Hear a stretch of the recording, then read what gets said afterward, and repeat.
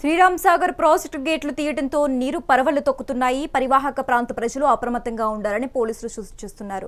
అయితే ఎవరూ కూడా ప్రాజెక్టు వద్ద సెల్ఫీలు దిగటం, నీరు లోపలికి వెళ్లటం చేయకూడదని, ప్రాణాల మీదకి తెచ్చుకోవద్దని అంటున్న బాల్కొండ రూరల్ సీఐ శ్రీధర్ రెడ్డితో మా ప్రతినిధి Anand Paul face to face.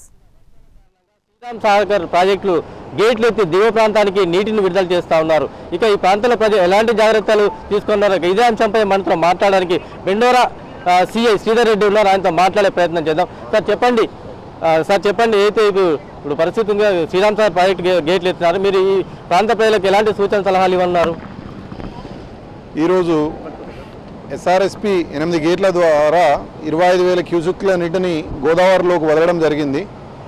ముఖ్యంగా గోదావరి పరివాహక ప్రాంత గ్రామాల్లో ఈ దూద్గాం, పోచంపాడు, సావెల్, వెల్గటూరు, అదేవిధంగా ఎర్గట్ల మండల్, మోర్తాడ్ మండల్ రైతులు, పశువుల కాపర్లు, మేకల కాపర్లు అందరూ కూడా దీన్ని దృష్టిలో పెట్టుకొని ఎవరు కూడా గోదావరి నదిలోకి వెళ్ళవద్దు అని తెలియజేస్తున్నాము.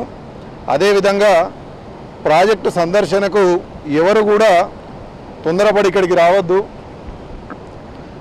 వచ్చినా కూడా గత కొన్ని సంవత్సరాలుగా మనం గత 4-5 సంవత్సరాలుగా ఇన్సిడెంట్ చూస్తూ ఉన్నాం.